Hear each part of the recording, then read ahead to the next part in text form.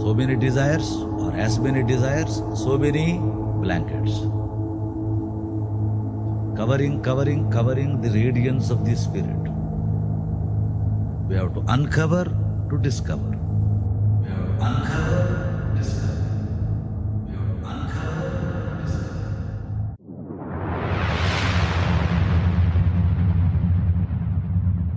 Welcome, everyone, to the Divine Discoveries podcast. I'm excited for this episode. I'm usually excited for all the episodes, but today especially we have a very special guest with us. But before we get to the discussion with the guest, and I introduce the guest to you, we will do our introductory prayers, and then we'll get started.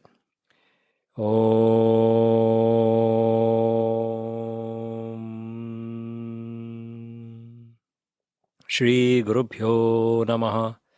Om Gurur Brahma Gurur Vishnu Gurur Devo Maheshwaraha.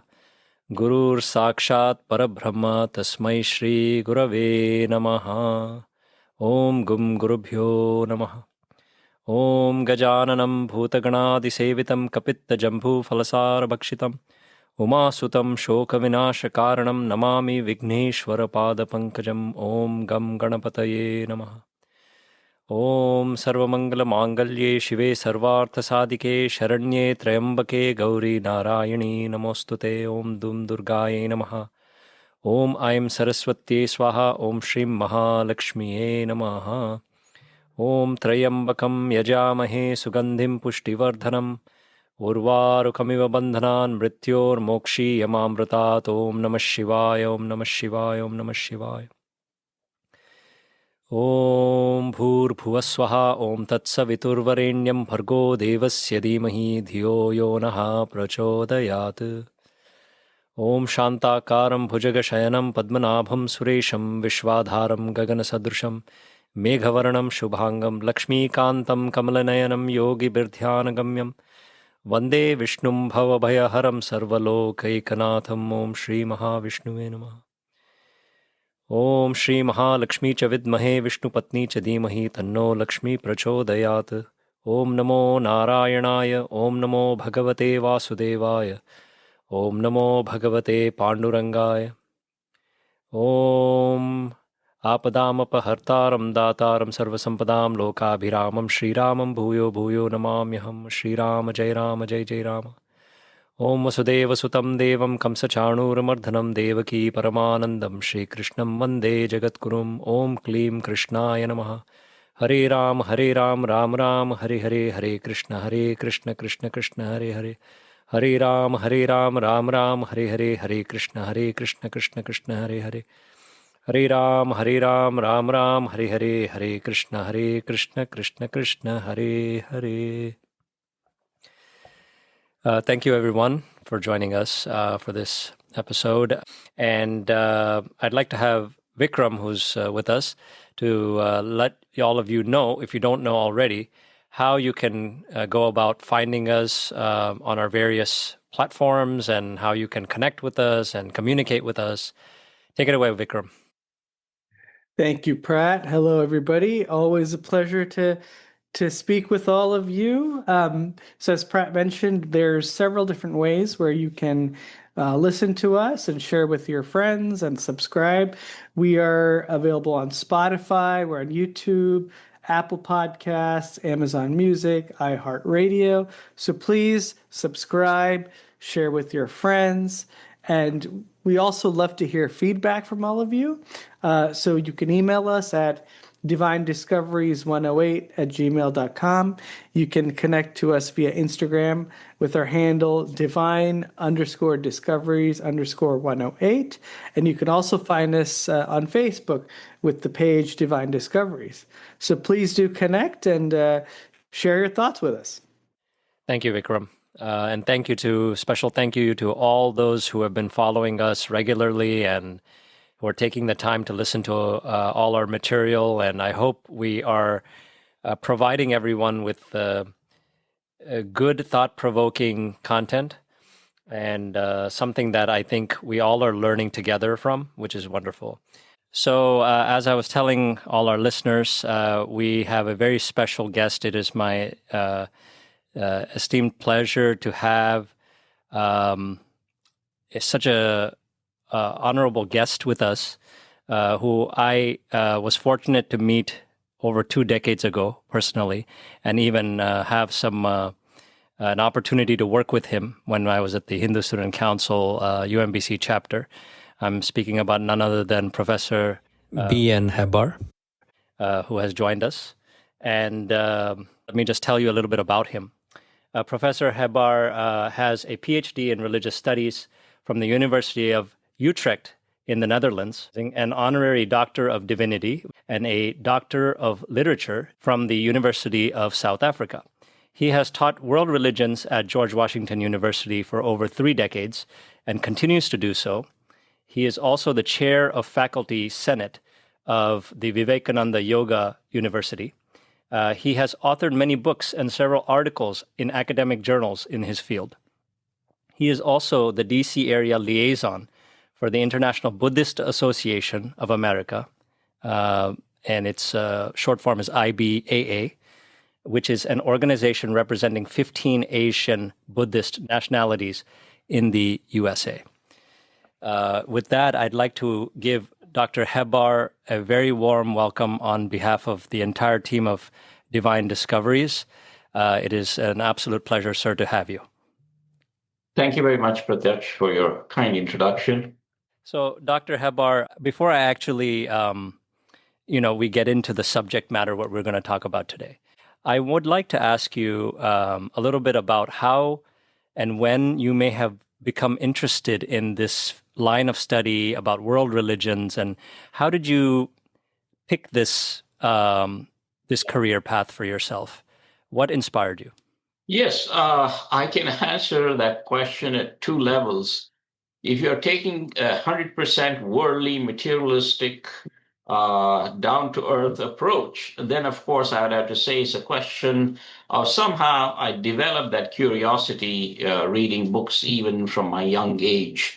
I found the field of various world religions quite fascinating, even though my father was a radar engineer who had nothing to do with any of this stuff.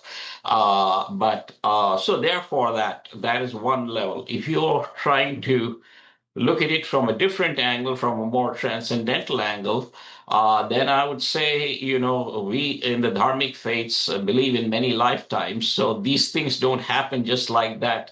It is this accumulated samskara over several lifetimes that take you in this direction or that direction or any direction for that matter. My karmic density was and propensity led me in this direction, and I am thankful for that more than anybody else, because life can go in very, very different directions, as you know. So, this question can be answered at 2 levels. So there you go. Oh, very interesting, very interesting. So, thank you so much. So, in our previous episode, as you have heard it, we tried our best at our level to introduce our audience to the concepts of the Holy Scriptures. Of course, our other teammate was there, Christiane, who spoke about the Judaic scriptures, but we also got a chance to speak about the Sanatan Dharma or Hindu scriptures. And we explained about the Shruti text, which are the Vedas, and the Smritis, that are several of them.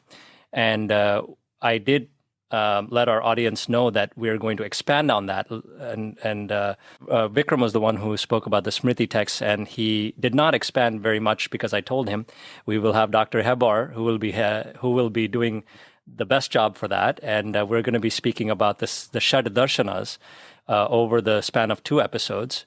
The first of which is today. So, we tried to set the stage a little bit for this episode. And the Shad Darshanas, as we did sort of introduce to all of you in the last episode, are the 6 major philosophical schools of thought within ancient Hinduism. So, Dr. Hebbar, to start off with, I'd like you to if possible, just tell us about the origins of these pre-Vedantic, should I say pre-Vedantic or non-Vedantic darshanas or philosophies of ancient Hinduism. Who were their founders? And I don't know if you want to go in chronological order as to when they appeared, when they actually began.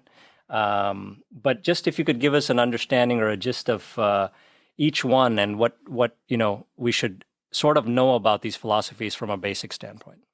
Sure. See, you have to look at the history of at least the philosophical side of Hinduism in this manner. You have, of course, this is the academic approach. You have the Vedic period, and then after the Vedic period, you have what is referred to as the heterodox period, which is the era of Jainism and Buddhism. Of which, of course, Buddhism was a much bigger enterprise when compared to Jainism. Jainism was pretty much confined to India after its birth and is largely of the Indian population, whereas when I mean India, of course, the Indian subcontinent. And Buddhism, of course, was not like that. It started off in India and spread all over Eastern Asia. Today, it has some 15 countries that you can call, which are Buddhist majority nations.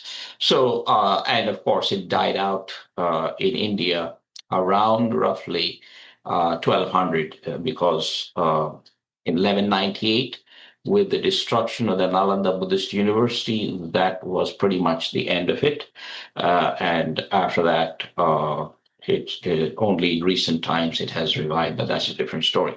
But anyway, coming now to the Hindu systems of thought, it's better to use the term non-Vedantic rather than pre-Vedantic because all of these traditions pretty much arose at the same time. They arose, see, Vedic Hinduism is what you would call pre-systematic philosophy. In other words, the only philosophical component in Vedic Hinduism was to be found in the Upanishads.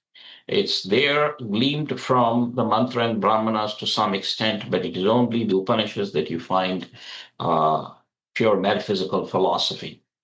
But it was still the only major contribution there is the doctrine of karma and rebirth and how to exit from the cycle of rebirth. That is the map that was laid out in the Upanishads. And it was such a solid foundation that even its opponents, namely Jainism and Buddhism, could not disagree with it on that issue.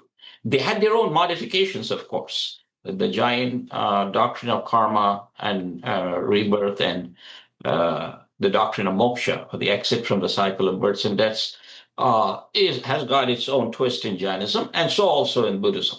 And Buddhism, of course, both Jainism and Buddhism are non-theistic. They do not believe in a supreme being. They reject that idea. But Jainism believes in the existence of the soul, like Hinduism. But Buddhism even does not believe that. It rejects the idea of a soul or an atma. So it's anatmavada, as it is referred to. So sometimes Jainism is referred to as the metaphysical mean between Vedic Hinduism and Buddhism. So the Hindu intelligentsia, with the challenge of these two traditions, had to reset themselves and reorganize themselves. And there were two approaches to this. One was the methodology of reason over revelation. In other words, this group pretty much said, look here, we need to argue with the Buddhists and Jains based on reason because they don't accept the Vedas anyway. So therefore, reason should be first.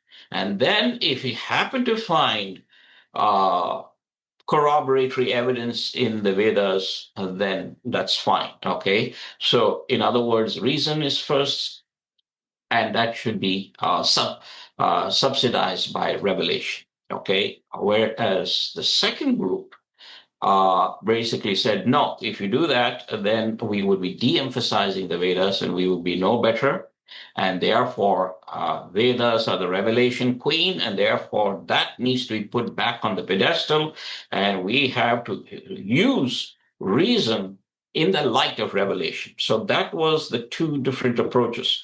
So the group that pretty much said that reason comes first and then revelation was that group came to be referred to as the Haituka Darshanas. The word Darshana literally means viewpoint in Sanskrit. That's all it means, okay? So Haituka Darshanas is rational traditions or rational viewpoints. And four traditions emerged in that grouping. They were the Nyaya, the Vaisheshika, the Sankhya, and the Yoga, okay? So you had that group. On the side of the scripturalists, they were referred to the Shrotriya Darshanas, namely based on the fact that they held the Shruti, which is the Vedas, to be at the highest level, and reason should subserve Shruti and not the other way around. So therefore, the Shrotriya Darshanas were two in number, the Mimamsa, or sometimes called the Purva Mimamsa, and then the Vedanta, or also known as the Uttara Mimamsa. Okay, so therefore you had the emergence of six systems, four on the rationalistic side, two on the scripturalistic side. Then down the road, the Nyaya and the Vaisheshika found common cause with each other and merged into one hyphenated system of thought, the Nyaya Vaisheshika. Similarly, the Sankhya and the Yoga found common cause with each other and became one hyphenated system. So there was a certain tendency of merger on the side of the rationalistic system. On the side of the scripturalistic systems, that did not happen. In fact, they split up into several sub-traditions. The Mimamsa got itself divided into two major schools, the Prabhakara school of Mimamsa and the Kumarila school of Mimamsa. And then you had Vedanta, which got divided into as many as 9 systems, but 3 are considered to be major, namely the Advaita school of Shankara, the Vishishta Advaita school of Ramanuja, and the Advaita school of Madhva. So that is how these 6 systems eventually evolved. So you might say the 6 ultimately became 7. How? Nyaya Vaisheshika is 1, Sankhya Yoga is the 2nd, the Prabhakara school of Mimamsa is the 3rd, the Kumarila school of Mimamsa is the 4th, the Shankara school of Vedanta is the 5th, the Ramanuja school of Vedanta is the 6th, and the Madhva school of Vedanta is the 7th. So that is how it came to stay. And the two traditions that really took on Buddhism, intellectually speaking, that is, were the Nyaya Vaisheshika and the Mimamsa, not so much the Sankhya Yoga. And after 6 centuries of intellectual tournaments, ultimately they all died out, including Buddhism. You had Nyaya Vaisheshika survives among the few intellectuals in Bengal, but not in a very institutionalized way or anything like that. The Sankhya Yoga is no more vintage Sankhya Yoga as it used to be. It also survives very little this thing. So the end result, and the Mimamsa, of course, completely died out. The end result was all that we have left is the Vedanta. Yes, you had 6 darshanas to start off with, but they morphed a great deal before they ultimately came to be where they were. Thank you. So as you mentioned about the mergers that happened between some of the philosophical schools, like Nyaya Vaisheshika, and so how did those, I understand that they had commonality to some extent in their philosophies, but they each probably had their own still unique, I don't know, I guess over time people decided that, hey, they're very similar, so let's just group them. But I think there was a sage who started each one, and there must have been a unique way for them to reach the goal of life or the higher goals of life, to escape, to get away from the round of rebirth and to escape from the sorrows and miseries of material life. Sure. See, the thing is, all of them were agreed on that. That's not what the issue was. The issue was in the methodologies of sadhana. The Nyaya Vaisheshika emphasized the Jnana Marga, the path of knowledge. The Sankhya Yoga emphasized the Dhyana Marga, the path of meditation. I mean, yoga, that's where the yoga portion comes in. And then the Mimamsa tradition emphasized the path of karma marga. And then Shankara's Vedanta again re-emphasized, just like the Nyaya Vaisheshika, though their understandings of knowledge or jnana are quite different, is the path of knowledge again, jnana marga. And Ramanuja and Madhva emphasized for the first time something new, which is the bhakti marga, or the path of devotion. So only two were for devotion. All the others had their own methodologies. So that's how they would differ. In terms of this merger that you were talking about, say the Nyaya Vaisheshika was largely, see, when you study these systems, there is each of these systems express themselves in a sixfold method. It is, and that's the way you study these philosophies. The theory of every tradition is divided into 5 areas of investigation, or departments, if you want to call it that. You start off with epistemology, or the doctrine of knowledge. What is knowledge? What are the sources of knowledge? What is the nature of knowledge? How is valid knowledge to be distinguished from invalid knowledge? All of that is epistemology, okay, doctrine of knowledge. Then the second area that they expressed themselves was ontology, or the doctrine of reality. Is reality pluralistic? Is reality dualistic, or reality monistic? Is it ultimately one? Is it many things, or just two things? All right, so that's the second area that they talked about. And then the third area was the theology, the doctrine of God, whether that tradition or system accepts the existence of God. If it accepts the existence of God, how is this God understood? In other words, how is his existence established? Is it based on reason, or is it based on scriptural evidence? Okay, so you had to iron all those things out. And if that God does exist, what are the attributes of that God, and so on and so forth. Okay, his role and function vis-a-vis man and the universe. Okay, so that was the theology portion. And then you have the fourth department was cosmology. How did this universe come into being, if it at all came into being? And what is space? What is time? All of that is dealt with in cosmology. Then the fifth department or area of investigation was psychology.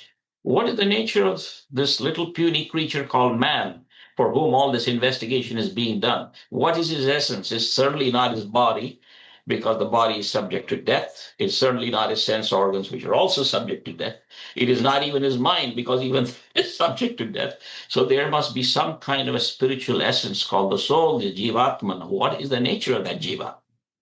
Is consciousness a essential attribute of the Jivatma, or is it some accidental attribute of the Jivatma?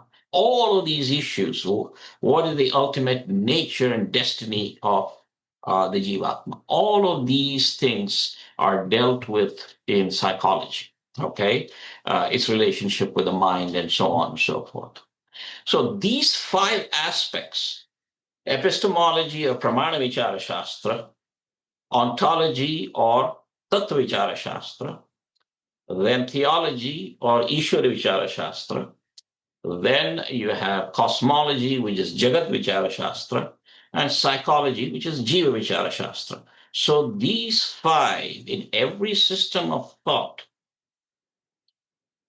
constitutes the theoretical side of that teaching. Then what do you do with all this theory?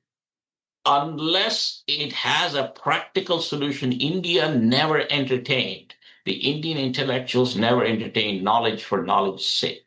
Knowledge must have a practical terminus. In other words, the whole purpose of all these traditions, Hindu, Jain, and Buddhist, was essentially, look here, there's suffering in this world.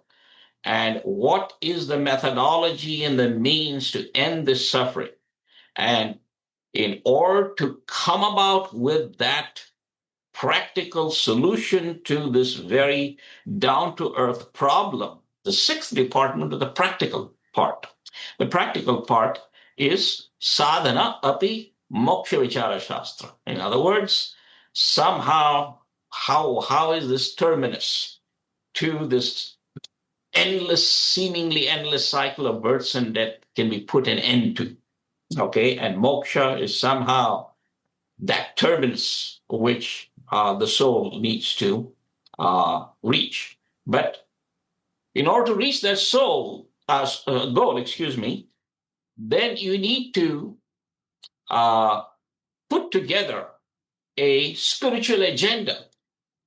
That is your sadhana. Okay, the spiritual agenda that the soul ought to pursue in order to reach that terminus.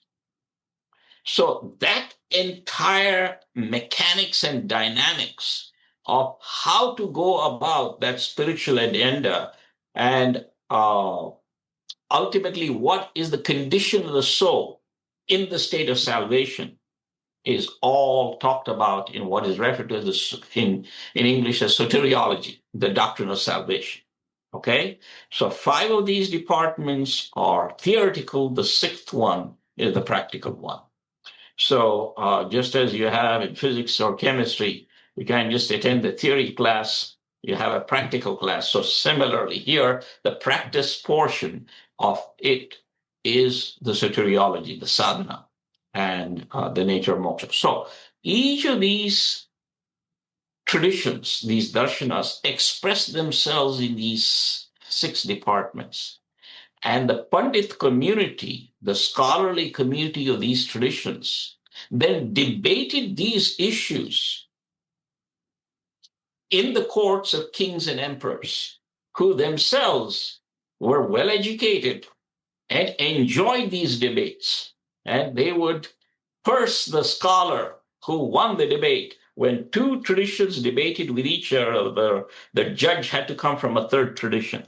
So the architectonics of dialectics and debate was very well honed in ancient India, because the Darshana Pandita, which was essentially the philosophy specialist, had 3 people to back him up in each tradition. And that the Darshana Pandita, who was essentially a metaphysician, was backed up on each side of the debating parties by the Tarka Pandita, the logician, the Vyakarana Pandita, the grammarian, and the Alankara Pandita, who was the rhetorician. So if some issue came on logic, there was a sidebar between the logic Pandit or the Tarka Pandita of this had to go and convince the Tarka Pandita of the other side that this was logically acceptable. And same thing with grammar. Any issues of grammar came up, that man knew Panini in and out. Okay, so on both sides. So that was at the height, the golden age of debatry and dialectics. And of course, all that is gone. Today, still debates take place, but it's confined to the 3 schools of Vedanta. Okay, and the debates are now become mechanical. And like lawyers, they come and debate their viewpoints. And after that, they go and have a cup of tea together. So, this is for the client, so to speak. You don't take it outside that. So, yes, they start off with each with their own little unique twists, but they ultimately had to come and come to a level playing field if they were to talk to each other and debate with each other. You can't, or somebody cannot be talking apples and the other fellow cannot be talking oranges. Then there is no dialogue possible, right? So that's.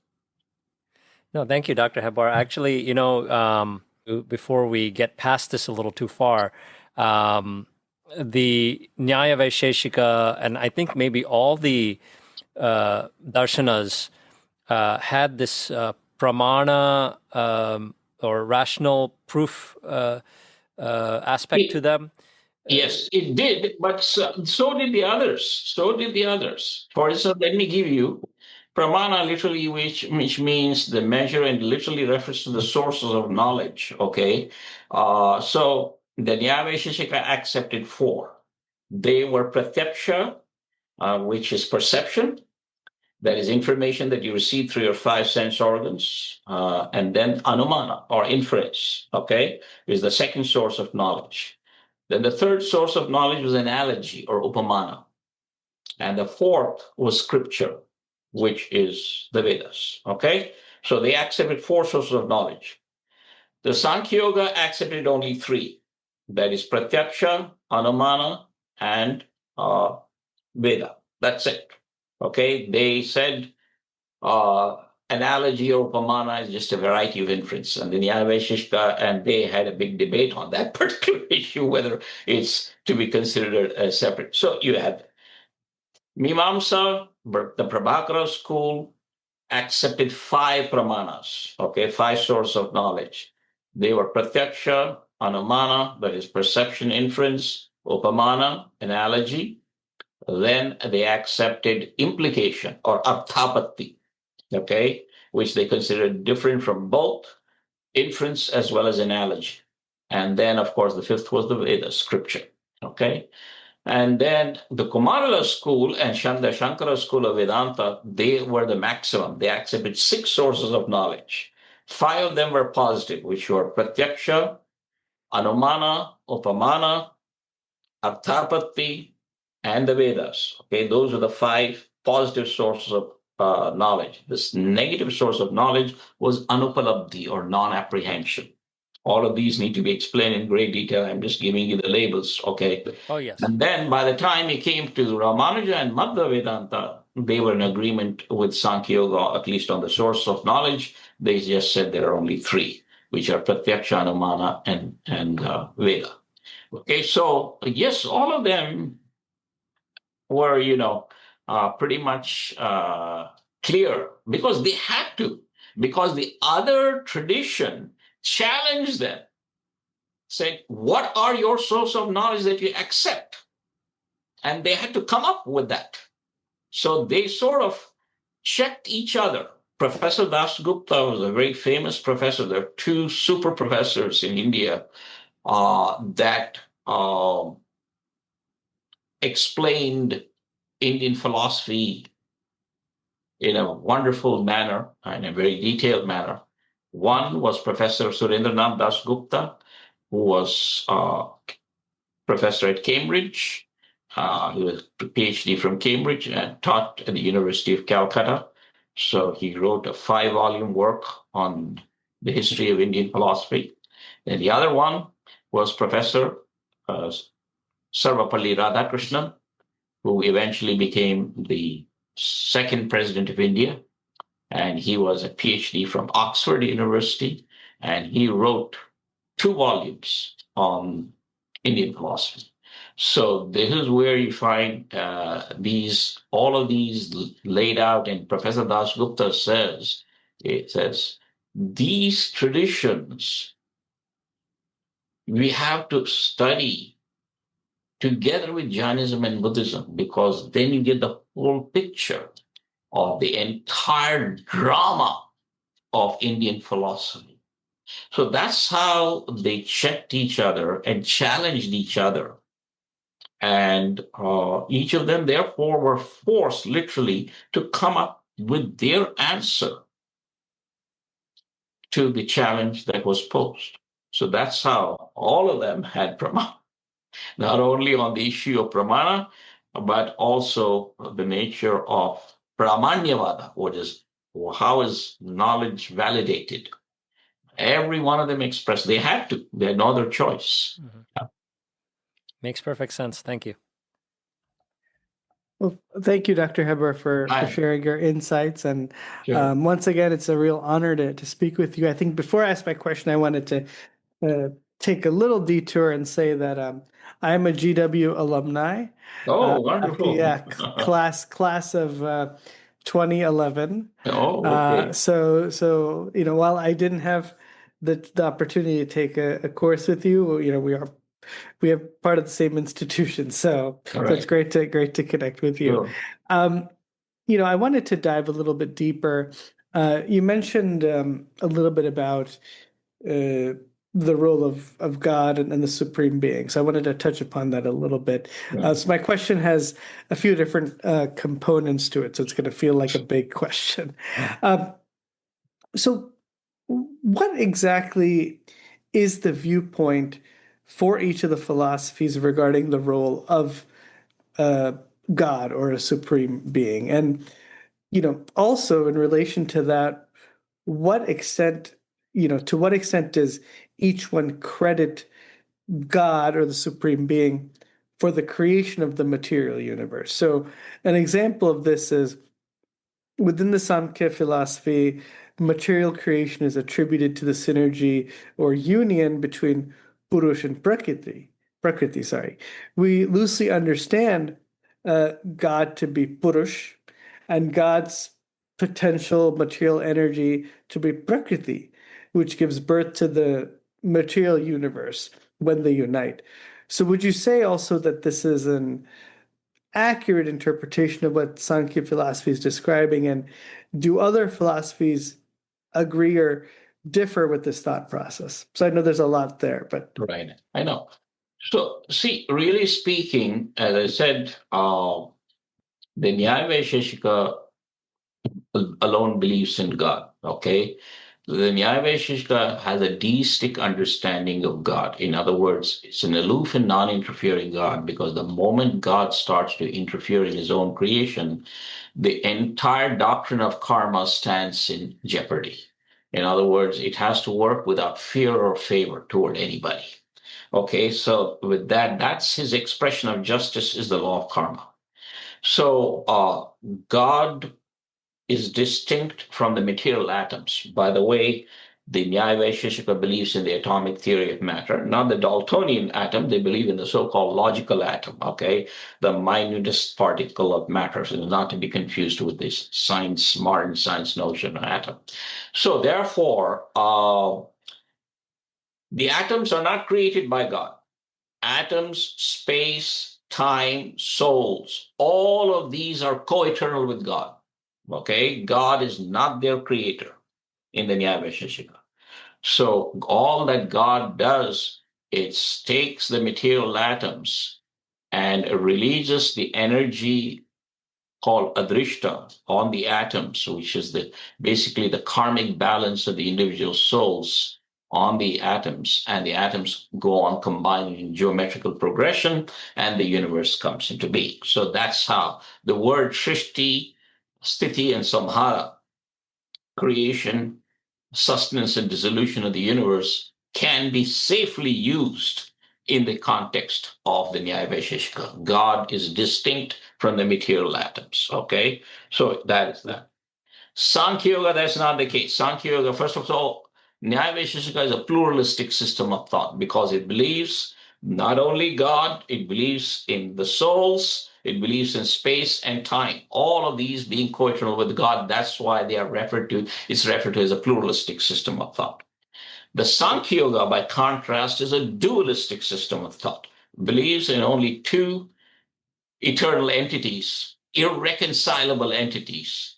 It's an irreconcilable dualism, and that's Prakriti, Mula Prakriti, and Purushas.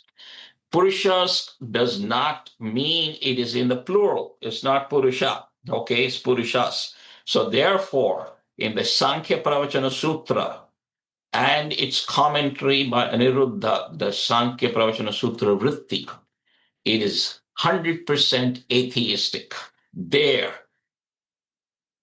the author of the Sankhya Pravachana Sutra, as well as his commentator, give you detailed arguments for the rejection of God.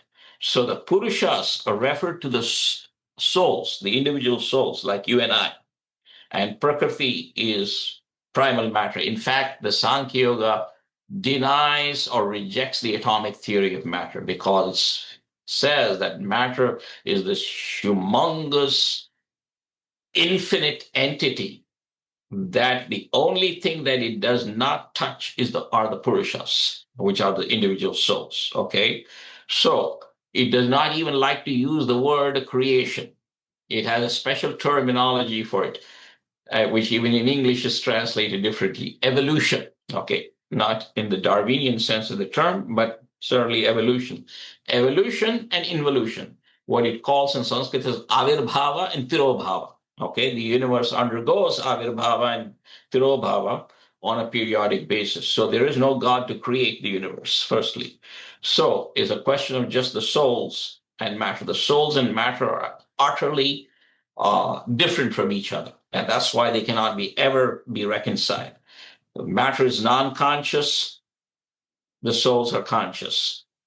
Okay, so that's the first distinction. Matter is material, the soul is spiritual. Second, so like that, that's the reason why they cannot be reconciled. So this prakriti or matter, primal matter, has got three things that are part of its constitution. They are the intelligent stuff, which is called sattva, from which mind and intellect come from. Then you have rajas, which is the dynamism that is built into matter. That's why matter evolves without any supreme being, because dynamism is built into matter because of that rajas nature. And then you have this third aspect, which is tamas, which is inertia, which is where the gross material objects of the universe come from. Okay, including our own bodies, what you might call the physics, chemistry, and the biochemistry word of aspect of matter. So the rajas itself does not produce anything. It's only sattva and what have you, tamas, that produce through the help of rajas, of course. So that is how creation, if you want to call it that, which is itself a misnomer, evolution is the better word, happens. Okay, it's done automatically by prakriti, and prakriti does this for the sake of the purusha, so that the purusha may attain redemption. So there's a teleological argument there. In other words, prakriti's purpose of evolution and involution many times over is for the sake of the purusha, so that the purusha eventually may attain salvation. And the word for salvation in Sankhya Yoga is kaivalya. They don't even want to use the word moksha. Literally, it means radical isolation, that the soul gets absorbed into itself, completely divested from influences of prakriti. The soul has never, the Jivatma has never been, the Purusha has never been influenced by Prakriti at all. First of all, if there's a real connection, there's nobody to redeem it because there's no God. Okay? So therefore, usually the analogy that is given in terms of the binding of the soul by Prakriti is purely virtual. It's like a crystal. The soul is akin to like the crystal, which is always clear. And Prakriti is like the red flower kept next to the crystal. The crystal appears to be red, but it's really not red. Okay, so it's a merely platonic relationship between Purusha and Prakriti. And therefore, once Purusha realizes its own true nature, it separates itself from the influences of Prakriti. And that is when the sadhana begins and its process of the progress towards salvation happens. Okay, so that is the Sankhya Yoga understanding. It is a completely non-theistic system. There were theistic phases to Sankhya Yoga, but that comes much later with the philosopher Gyaan Bhikshu. He influences theism, and that too he does so under the duress of Vedanta more so. And the Mimamsa, of course, is pluralistic, just like the Nyaya Vaisheshika. It also believes in the atomic theory of matter. The only difference between Nyaya Vaisheshika and Mimamsa is Nyaya Vaisheshika accepts God, Mimamsa does not. Okay? It says all that there is the souls, space, time, and material atoms. That's it. And since there is no creator, it rejects the whole notion of creation. It says, in fact, Kumarila Bhatta in his work, the Shlokavartika, says there was never a time that the universe has been as it was, as it is now. So he believes in the steady state theory of the universe. So that's as Hindu as the other. In fact, very Hindu because it is Vedic. It is based on the earlier portion of the Vedas. And his evidence for that is in the 10th mandala of the Rig Veda, 129th hymn, called the Nasadiya Sukta. Okay, so that is one of the evidences of the Mimamsa that the universe has always been and the universe will always be. There are other evidences, and it's also therefore it is only the Vedanta that talks about, and even Shankara's tradition, there is no creation. It believes in what is referred to as the Ajativada, which the world is really an appearance, just as the person going in the twilight suddenly sees something curvy on the road and thinks it is a serpent, but upon closer examination thinks it is just a rope. So just as the snake is merely an appearance from the rope, similarly the universe, the material universe, is really an appearance of God. God is the only reality, according to Advaita Vedanta. And it's not God in the traditional sense of the term, it's more like the philosophical absolute. Okay, so it is not a being in Shankara's tradition. God is being itself. It's being, consciousness, and bliss. Okay, they are not attributes of God because God has no attribute. So the traditional understanding of somehow the universe was created by God and so on and so forth is really confined only to the Ramanuja and the Madhva schools of Vedanta. And even they differ with each other. They're two different forms of theism. Ramanuja, for instance, says there's nothing outside God. God brings the universe from his own being. Okay, just as the spider brings the web from itself and no other place, similarly, God brings the universe from his own being, and the material universe is part of God. Madhva rejects that. He says, no, that cannot be the case. God and matter are distinct. But even somebody who is as theistic as Madhva is, he's as theistic as you can get among the major philosophical systems of Hinduism. Even he says matter, space, time, souls are co-eternal with God. God did not create them. So there is no ex nihilo creation as in the Abrahamic faiths. Creation out of nothing is never understood in Hinduism. No school of Hinduism subscribes to that. They cannot even bring themselves to think that God was some kind of a cosmic magician conjured up the universe or matter. It's just not there.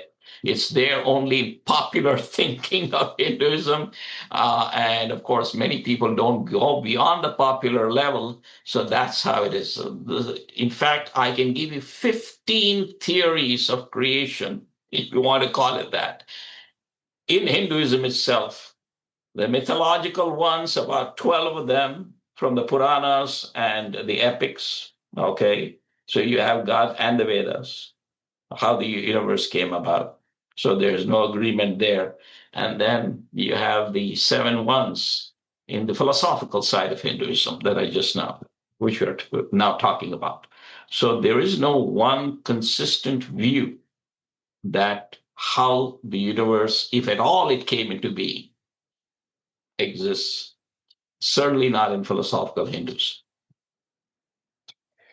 Wow, thank you for sharing that, Dr. Hebbar. And that leads me to another point here. So when we think about God, when we think about kind of a supreme being, a big part of that is worship. So we'd love to learn a little bit more about the different types of worship techniques that were used by the followers of these philosophies. Right. See, in the case of course, the Nyaya Vaisheshika and Vedanta, which is more theistic. This Mimamsa did so, but the Mimamsa said the methodology of venerating the gods is through the yajnas, because they were very, very Vedic in their methodology. They did not believe in any kind of idol worship. They did not believe in any kind of temple worship. Entire methodology of worship is through the Havan ceremony, okay, through the yajna and the homas, because that's what the Vedas talk about, okay? So through Agni, through the fire god. Okay, so that's their method. Then as far as the Nyaya Vaishnavism was concerned, it identified God with the god Shiva, and therefore whatever the Shiva Ashaiva Agamas talked about, they did both the Vedic method as well as the temple Agama method. So that goes on to this day. Whereas Vedanta is the one that really got into this temple worship business, okay, because that's how it eventually evolved. The Shankara tradition believes in what is referred to as the Panchayatana Puja. That is where the gods Vishnu, Shiva, Durga, Ganesha, and Surya are kept on an even level, and they are treated, all of them can be treated as gods equally. Okay, and they are at the level of what Advaita Vedanta calls Saguna Brahman, that is Brahman with characteristics. So you can consider each one of these gods as the supreme being. There is no problem with that, because ultimately everything is one according to Advaita Vedanta. So that, and your puja. So the Smartha Sampradaya, which is what the Shankara tradition follows, the puja tradition as it has come down to us today is certainly that methodology can be followed, and that's how it is followed.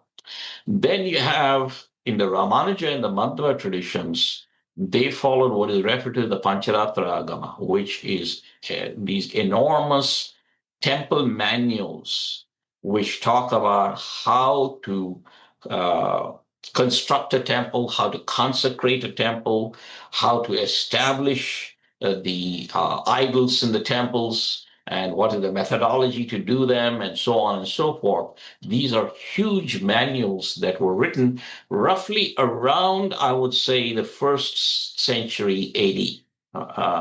So the temples that follow that sort of tradition in the Ramanuja and the Madhva tradition, which is essentially largely the temples located in southern India, they follow that method to this day. And there's a second less known method of temple worship known as the Vaikhanasa Agama. So these two, the Pancharatra and the Vaikhanasa, is pretty much the methodology together with the Shaiva Agamas, which is these are the manuals of temple worship that are followed today essentially in India. And they essentially come from the cults of Shiva, Vishnu, and the goddess Durga. So that is where that comes from. Yeah. Thank you so much. That's quite insightful. Thank you. Dr. Hebbar, as you spoke a little bit about space and time, that brings up the question about how modern day Hindus have this understanding about how time is calculated in the form of yugas, and they say the Kali Yuga is 432,000 years, and then they have Mahayugas, Manvantars, Kalpas, and all this, so on and so forth. One of day and night of Brahma and all, as we come to know from the Bhagavad Gita and all. So I wanted to know, what was the calculation of time like for these philosophers?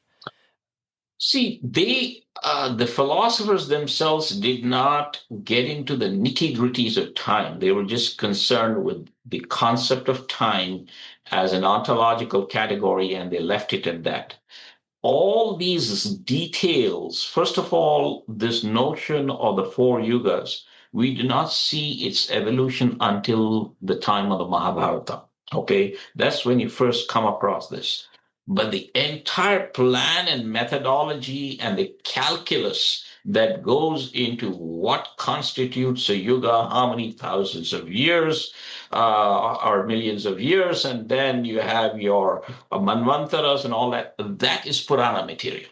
Okay, all of those details are in the Puranas. And there are 19 of those Puranas. I know people talk about 18 Puranas, but it's really 19 because you have 6 that extol the god Brahma, which is the Brahma Purana, the Brahmanda Purana, the Brahma Vaivarta Purana, the Bhavishyat Purana, the Markandeya Purana, and the Vamana Purana. These 6 extol the god Brahma. Then you have the Bhagavata Purana, the Garuda Purana, the Narada Purana, the Padma Purana, the Varaha Purana, and the Vishnu Purana extol the god Vishnu as the supreme being. And the ones that extol Brahma are referred to as the Tamasika Puranas, the Rajasika Puranas, and the one that extols Vishnu are called the Sattvika Puranas. Then your Tamasika Puranas are 7 in number, not 6, 7. Okay, they are the Kurma Purana, the Linga Purana, the Matsya Purana. Then you have the Skanda Purana, the Shiva Purana, the Agni Purana, and the Vayu Purana. So that's how you get 7 on the Shaiva side.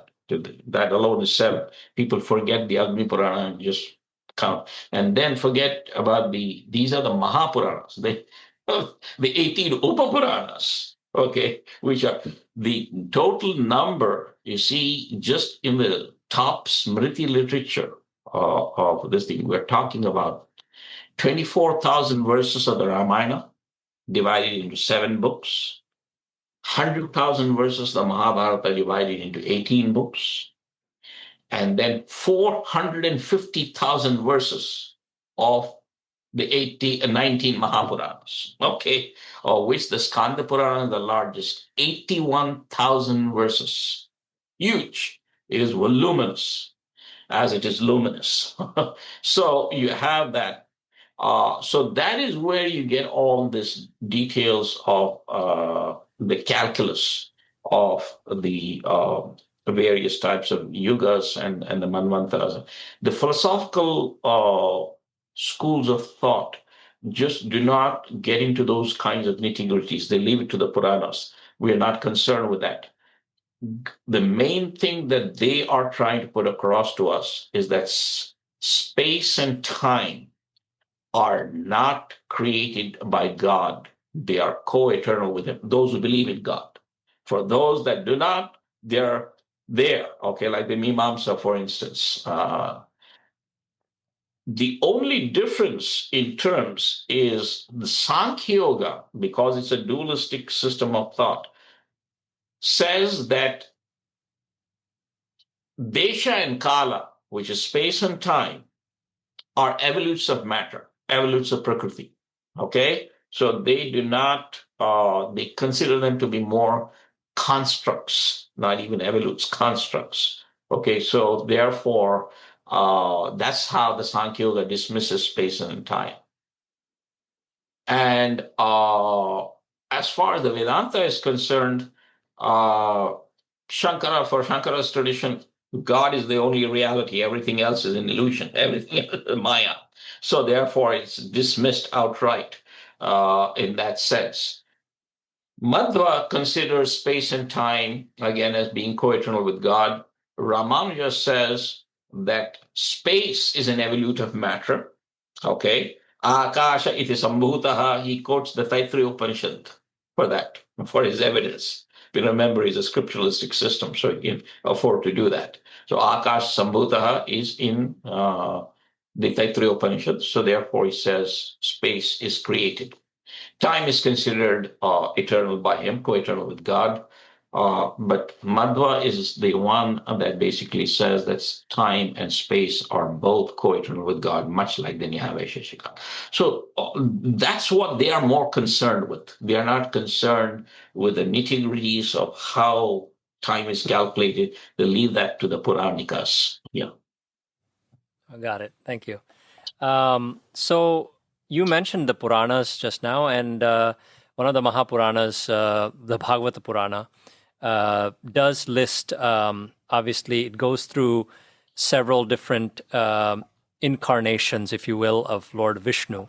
Of course, the concentration is largely on Lord Krishna, but there are several incarnations mentioned, and one of them is Sage Kapila, who I believe is the one who started the Sankhya philosophy, if that's correct. There is an understanding that there were two Kapilas, one who was non-theistic and one was theistic.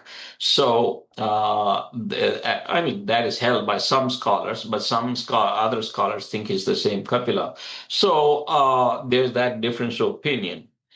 We ought to be aware of that. So, yes, it is highly influenced by Sankhya, and that's why sometimes they say the author of the Bhagavata Purana, for the Puranas in general, are highly influenced by Sankhya Yoga. No doubt about that. And remember, even in the Hindu systems of thought, I gave you one classification in the sense of the rationalistic systems and the scriptural systems. The other way you can look upon this is the Nyaya Vaisheshika and the Mimamsa are one way of thinking. In fact, the words sattva, rajas, and tamas never appear in their vocabulary. Okay, so that's one type. And then you have the Sankhya Yoga and the Vedanta belong to the second group. And of course, that became the more popular group. And that's why we are more familiar with, and that's why Vedanta has that terminology of sattva, rajas, and tamas in it, because it's very close to Sankhya Yoga in that regard. That is what you have. And as far as the Bhagavata Purana is concerned, which you brought up, is certainly a Vaishnava Purana. It believes in the supremacy of Vishnu. And even there's a difference of opinion. The Bhagavata Purana, according to Ramanuja and Madhva, were definitely Vaishnava philosophers. They regard it as Vishnu as the main person, not Krishna, because Krishna is considered merely as an incarnation. And of course, you have the schools of Nimbaraka, Vallabha, and Chaitanya who regard Krishna as the supreme being. So there is a difference between North Indian and South Indian Vaishnavism in that regard. Okay, the other three schools that I just now mentioned to you, there's Nimbaraka, Vallabha, and Chaitanya, are more North Indian schools of Vaishnavism. And to them, that single phrase that comes in the Bhagavata Purana, Krishnastu Bhagavan Swayam, that is, Krishna, you're indeed the Lord. So they harp on that, and they say it is Krishna who is the supreme being. And in the case of course, the Chaitanya school is Radha Krishna, not just Krishna, Radha Krishna, because they're two inseparable beings. And so I think even the Nimbarka school also says that. In fact, the Radha notion is not there so much in South Indian Vaishnavism, less so in the Madhva school. Ramanuja school sort of has it, but certainly not to the extent that you have it in the North Indian schools of Vaishnavism. To them, the Lakshmi Narayana concept of Vishnu is more important. First of all, Madhva says you should not distinguish between the Mula Rupa Vishnu and the Avatara Rupa Vishnu. You should not. It's a big sin, he said, to do that, because God is one. Sa ekaha, say the Upanishads. Okay, Taittiriya Upanishad says that. In the Brahmanandavalli, it says sa ekaha, meaning that's one, and ekameva dvitiya. Okay, from the Upanishads, God is one without a second. So to distinguish between the Mula Rupa and the Avatara Rupa itself is unacceptable in Madhva tradition. Whereas Ramanuja and the schools of North Indian Vaishnavism do that. They make that distinction. To Madhva, that is acceptable because he quotes a verse from the Isopanishad. Purnasya Purnamadaya. Okay, from full only full can come. Okay, so the Mula Rupa is full, and the Avatar Rupa is also equally full.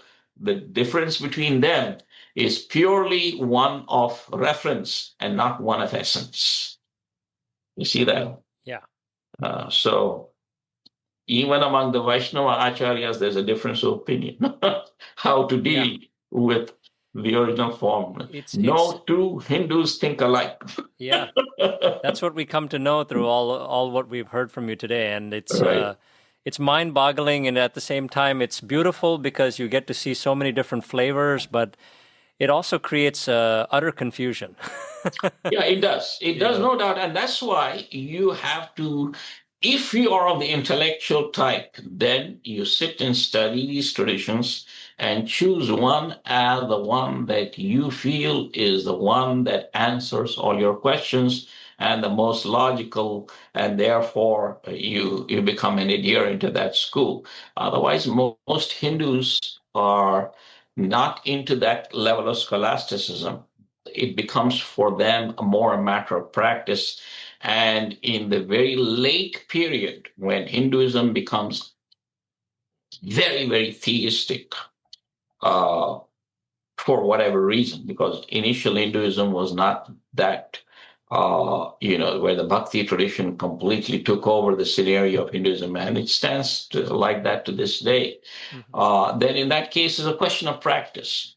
Your sadhana is the Bhakti tradition that you follow, and that's all there is to it, okay?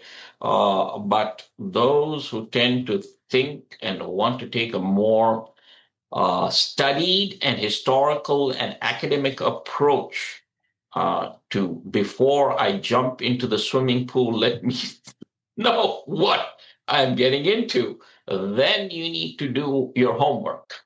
And homework is not physical homework. You don't need to do your spiritual homework and then get into that. So it is, in a way, Hinduism, or for that matter, even the Indian tradition as a whole, Hinduism, is a spiritual democracy. Okay, so you get to choose your path and you pursue that. And what happens in most cases is people just follow the tradition they are born into.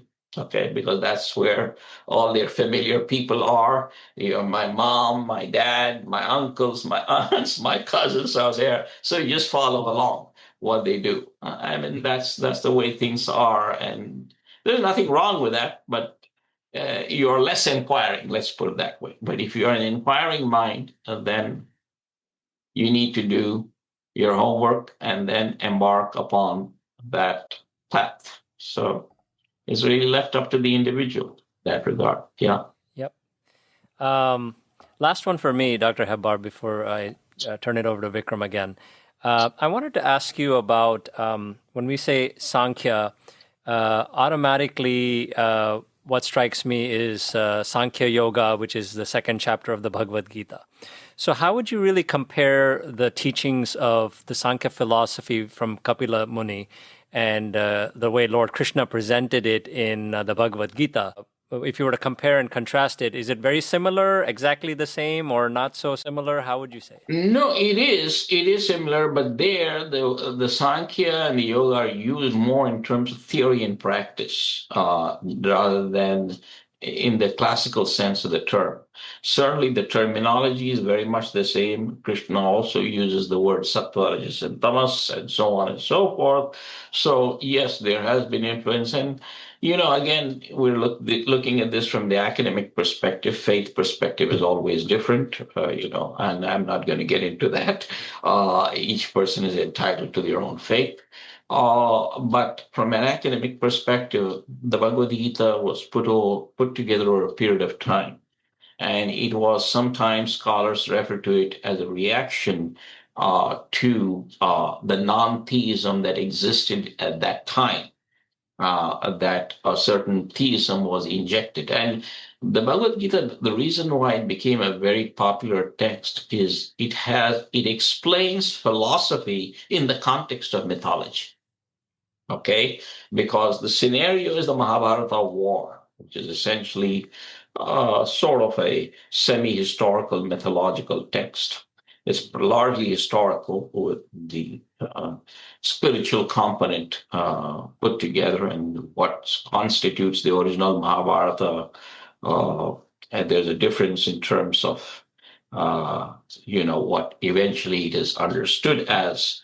For instance, just to give you an example, Draupadi's disrobing, it was through her own Shakti that she protected herself, not because Krishna gave her the robes. That some scholars say was an interpolation, but that's left up to the individual. If the individual chooses to believe that that is the case, that so be it. So therefore, if you were looking at the academic perspective that the Mahabharata was put together over a period of time, so was the Bhagavad Gita. So therefore, we can talk about that at a different time and occasion. But certainly, that is the way one has to look at it. Certainly, there were influences of Sankhya Yoga, and of course, the theistic side of Sankhya Yoga by the time.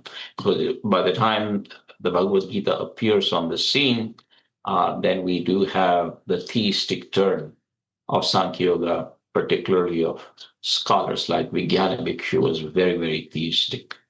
Thank you. Welcome. Dr. Hebbar, you talked a little bit about Buddhism as well in the context of the discussion today. Some of the Darshanas seem to have carried over to Buddhism. So what would you say are the similarities and differences in how Buddhism applies the concepts of these Darshanas? The Darshanas came after Buddhism. They came in reaction to Buddhism, actually. So Sankhya Yoga is definitely, but it was what I would call pre-systematic Sankhya Yoga that existed even prior to Buddhism. So by the time what we call classical Sankhya Yoga, that is definitely post-Buddhistic. Professor Dasgupta refers to that in his work. So anyway, coming back to this notion, see, Buddhism essentially came just like Jainism as a reaction against Vedic Hinduism. Vedic Hinduism, you had animal sacrifices and so on and so forth. They were probably two schools of thought, I would say. One being more vegetarian-like understanding in which the grains were offered rather than animal sacrifices, but there were also animal sacrifices that were done. Like the Ajameda, the Ashwamedha, and so on and so forth, the sacrifice of the goat and horse, and so on and so forth. So there were probably two trends in the Vedic times themselves. But anyway, Jainism was largely responsible for the vegetarianization of Hinduism later on, because Jainism is avowedly vegetarian in its ways. But that's a different story. At the philosophical level, I'm saying Jainism is very pluralistic, and it's also non-theistic. It does not believe in any god. And so in the case of Buddhism certainly neither believes in God nor the soul, okay? So there's no Atma in Buddhism. So the individual is looked upon as a combination of what is referred to as the five skandhas, the five aggregates, one of which is physical, which is referred to the rupa, and the rest of them, the remaining four, are psychical in nature, which is perceptions, then your feelings, and then you have the attitudes and aptitudes, and then you have ideas. So these four psychical factors, that is rupa, vedana, sankhya, vijnana, okay, and samskara. These five factors are karmically shaped that become the individual. So sometimes people have said Buddhism does not have the notion of a substantial soul, but it has the notion of a fluid soul. In other words, Buddhism believes in the doctrine of momentariness. Everything is momentary in nature. There's nothing, Buddhism rejects substantialism of any kind. There are no substances, any kind, either spiritual or material. Okay, so that is the understanding of Buddhism. So all that there are is material atoms fleeting through space and time, and mental phenomena fleeting through space and time. And that combination of those two is what forms the individual stream, so to speak. So the individual is really almost a composite, quote unquote, being. It's really becoming. Buddhism feels the word being itself is not a proper word. Everything is in a state of becoming. Constant change, perpetual flux, constant transformation. Okay, that's how Buddhism sees that. So, and it's a very, very intellectual philosophy, and both in its form, in all of its forms, whether it's Theravada or Mahayana or Vajrayana. It is an enormously intellectual philosophy. So one has to read the Buddhist philosophical works of scholars like first century AD scholar Nagarjuna, and who was from Andhra Pradesh, and the Kashmiri Buddhist scholar Vasubandhu. In the 4th century AD, they have written enormous tracts. And Buddhism, 2/3 of the population had become Buddhist in India. Swami Vivekananda points that out. Okay, and therefore Tamil Nadu at one point, in fact, the 5 Tamil epics, 3 of them are Jain, 2 are Buddhist, not one of them is Hindu. So so that's how the scenario was, and they are still unearthing Buddhist monuments throughout India, even to this day, from Kashmir all the way to Tamil Nadu, from Assam all the way to Gujarat. You have Buddhist monuments, and the 3 great Buddhist emperors of India, Ashoka, Kanishka, and Harsha. They were the 3 great royals who supported Buddhism and convened the 3rd, 4th, and the 5th Buddhist councils. So anyway, to answer your question in terms, so therefore that's Buddhist position essentially is the philosophy of becoming, and so the attainment of nirvana is really the end of suffering. In fact, that was the influence that sort of impressed upon the Nyaya Vaisheshika and the Sankhya Yoga philosophers as well. And that's why they have, in fact, this Nyaya Vaisheshika theory of Mukti is just be. There is no consciousness nor bliss in the state of Mukti, according to Nyaya Vaisheshika. Okay, it is Sanmatram. In the case of Sankhya Yoga, it's Satchin Matram, that there is existence and there's consciousness, but no bliss. The Sankhya Pravachana Sutra makes it very clear. There's no bliss in Mukti.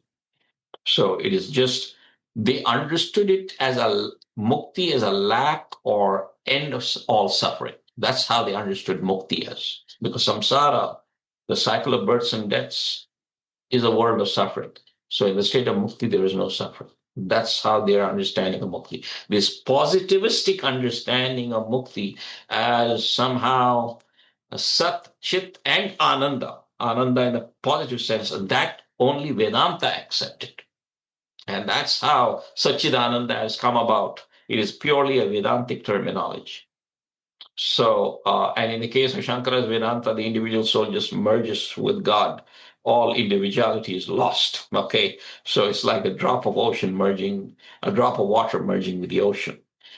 Where the individuality is retained, it is only in the Shankara and Ramanuja and the Madhva schools, and the other theistic schools of Vedanta that accept that, where the individual is like the servant and God is the master, and you serve the master in heaven.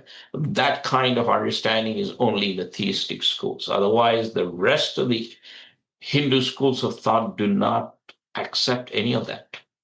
And that's how the notion of nirvana is understood in Buddhism. Mahayana Buddhism says it cannot be explained in verbal terms what the notion of nirvana is. And to some extent, even the Upanishads say that. You cannot explain the nature of God and so on and so forth. In the Taittiriya Upanishad, I believe it is Yato Vacho Nivartante Aprapya Manasasa, that even with the mind you cannot comprehend it. So it differs greatly even within Buddhism. And Buddhism is a tradition that one needs to be studied. And of course, when it goes to China and Japan, you have their own schools of thought, 6 schools of Chinese Buddhism and almost 8 schools of Japanese Buddhism. And in Tibet, you have Vajrayana tradition, you have 4 schools there also. So it is a large enterprise that we're looking at, not just within the confines of India, but even outside of India, where people don't know too much about those. You have to study them individually. Thank you so much for sharing that.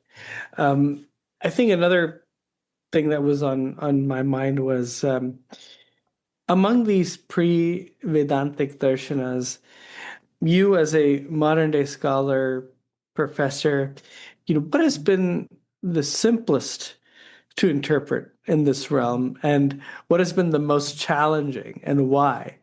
And what should be the approach of one who wishes to gain a deeper understanding of these philosophies? How should they go about building their understanding? Well, it depends on one's level of interest and motivation. That's where it comes from. Okay. So you cannot goad somebody to be an engineer, you cannot goad somebody to be a doctor. If ultimately, if one has to be the what or a lawyer, what does one say? You got to roll up your sleeves and get to work, right? So in the same way, the study of philosophy is just as equally an arduous task as those are. And therefore, if one really needs to know what these traditions are talking about, you got to do the same thing. And of course, you have to have a knowledge of the source materials, and the source materials are in Sanskrit, which means you need to get to know Sanskrit really well. In the case of Buddhism, it's not only Sanskrit, you have to know Pali as well. And in the case of Jainism, you have to not only know Sanskrit, you have to know Prakrit or Ardhamagadi, in which the Jain scriptures are written. So you have to get yourself into that level that I'm really interested in this, and therefore I need to study these things with all my might and main. That if you want a sort of a skim on the water approach, I don't want to get into this deeply, then you continue to practice what you're practicing, and that's the extent. And like anything else, you get out what you put into it. That's all there is to it. And how about yourself, from your experience, what have you found the easiest to absorb and the most challenging? In terms of the popular religion is, of course, easy enough to understand and practice and so on and so forth. But, at a scholarly level, it's a different story. And then you have to do what you need to do, in terms of sitting and applying yourself to the material that is given. And after a while, you begin to enjoy it because it is such an intellectual enterprise, and you are just amazed by the glory, the intellectual glory of ancient India. And you start to begin to not only absorb and become very proud of this heritage, a pride that cannot be exported to anybody unless that person has equally understood what that greatness was. Otherwise, it just becomes a 2-minute conversation and everybody gets up and goes away. And that's fine too. That's not a problem with me. So, but if you want to revel in that glory, then you got to understand it and and you begin to really marvel at it. This is what an extraordinary bunch of people these people were, to have such deep and incisive and precise thinking. it sort of amazes you and leaves you wondering at their intellectual acumen in the way that they have answered these questions and how they sort of debated with each other and the scholastic literature that came out of each of these traditions is huge.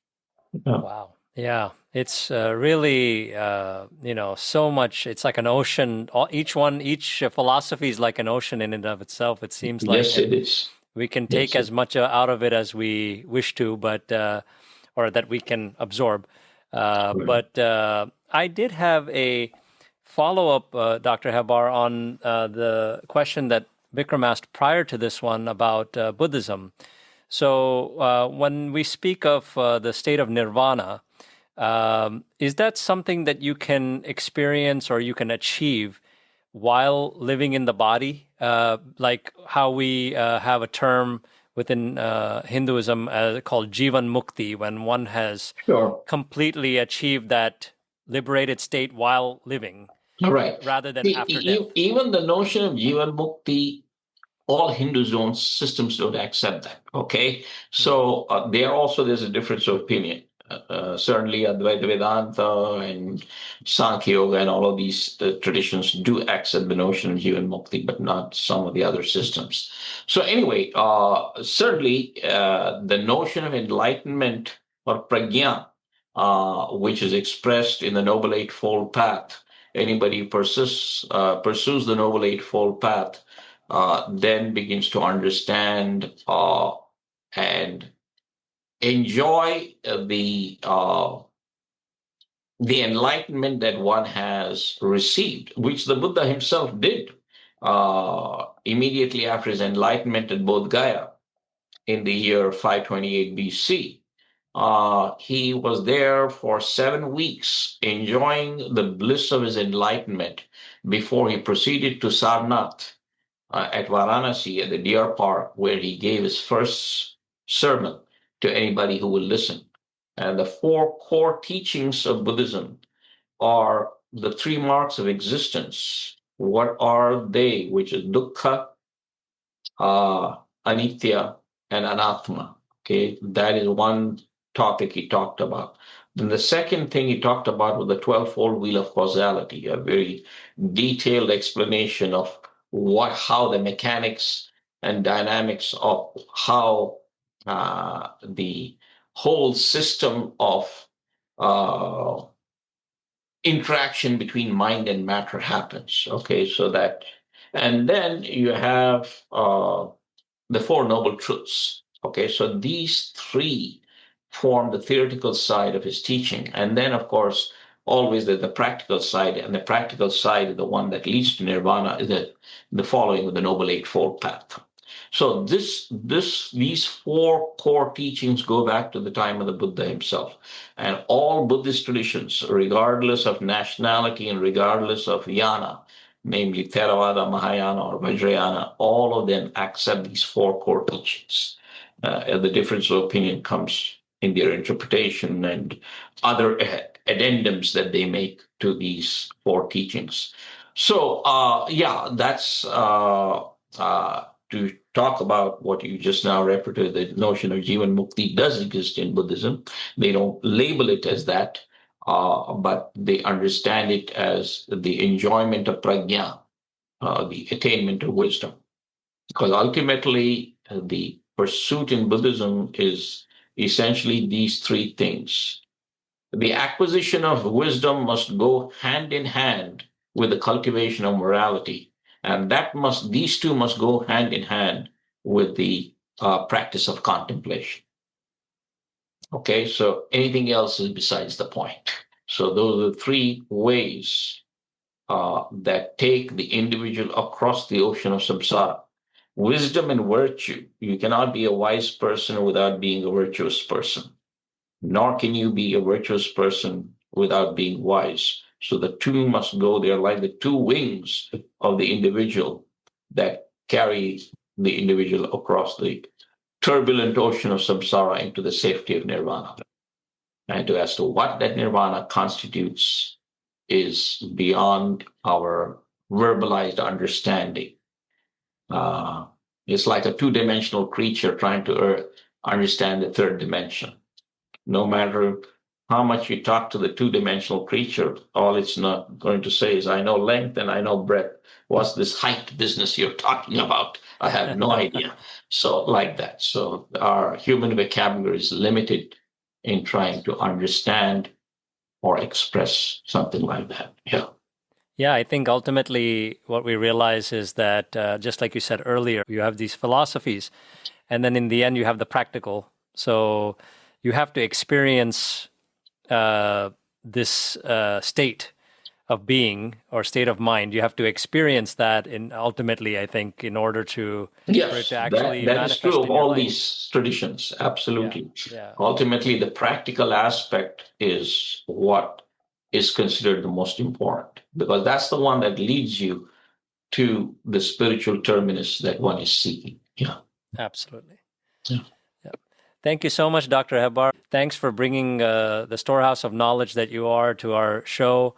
It's been a great pleasure to have you explain these Shad Darshanas, and I know we just briefly touched on all of these. It's very introductory concepts we wanted to get to our audience, but thank you so much for answering our questions so patiently, and thanks for being a resource to us. I really appreciate that. Sure. Anytime. Dr. Hebbar, if you are able to stay on with us for a few more minutes, I'd like to, what we normally do to end our episodes is we play a little clip from our Guruji, Sadguru Sant Keshavadas, who you're familiar with. His clipping from one of his discourses, something generally related to the subject matter that we discuss in that episode. Today it's going to be a little bit different, but I wanted to have you just speak about that connection as well with Sant Keshavadas ji, how you know of him, and I know you have had physical meetings with him as well, personal meetings. Sure, yeah. So I have known him since the 1970s. That's almost 50 years ago when I was a young man. So I met him in both Mangalore as well as Bangalore, which are two major cities in the state of Karnataka. And then, of course, I met him in the United States as well, again in the 80s when he was quite active. And then we sort of lost contact. And then I met you who are his grandson. And then it continues at this level now, now that your grandfather is gone. Yeah, but he was a great spiritual scholar, especially in the Madhva tradition. He had this vast resource of what is referred to as in the Madhva tradition, the Dasa Sahitya, that is of the various saints of the Madhva tradition, 54 of them, of which 4 are considered to be at the premier level, that is Purandardasa, Vijayadasa, Jagannatha and Kanakadasa. So these hymns of these dasas used to sing in Kannada, which was the state language of Karnataka, even though his native personal language is Konkani. And he also spoke very fluent Tulu, which is also the other language spoken in the Mangalore area.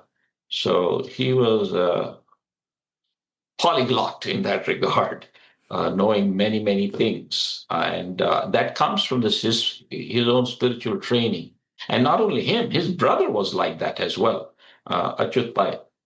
So right. You had 2 of them who were extraordinary people, and they, at the bhakti level, they enlightened a lot of people in their time. And they remain as great resources to this day. I mean, at their time, the video enterprise had been more popular, they would be all over the internet on the YouTubes and so on and so forth. But that was before their time. Yes. So we have some limited recordings of them, and I'm even thankful for that. Yes. Absolutely. So I'm going to be playing a clip from one of his question and answer sessions where a devotee was asking how one can emotionally, physically, and spiritually advance themselves. What should they do in order to achieve enlightenment? It's a pretty big question. And he went through a pretty long answer, but there was one portion of that answer where he was speaking about fact and truth, how one can perceive fact to be truth, and how many do today in the modern day times easily sometimes believe whatever they hear. So there was something along those lines that he was speaking about. So I'd like to play that clip before we close out this episode. Please. Krishna goes one step further in telling Dharmaraja about the truth. Look, even though certain things are fact, Krishna says this is a food for thought. A fact need not be considered as truth. Now you think about this. This is very important to know. Suppose there is a fact and figure, and you spoke it exactly as per the fact, but that should not be considered as truth, they said. Because all that glitters is not gold. And it glittered, and therefore, why? It's fact, shining, Russian diamonds. It shines more than the true diamond. That's fact. But that is not the true diamond. That is not true. Sun is setting. It's a fact. But is it truth? Children, the sun sets. When you grow in the college, you will know. Sun has no time to scratch his head. Are you kidding? When sun is giving rest to you here, he keeps India very busy. But sun setting is a fact. It is night here. But it is not truth. You understand me? Some people just think it is bad, and therefore they give pain to everybody by speaking about that. It's a very higher discussion in the Bhagavad Gita. And then even though it is truth again, even though it is truth, unless it is soft spoken, it may also create a lot of pain and agony.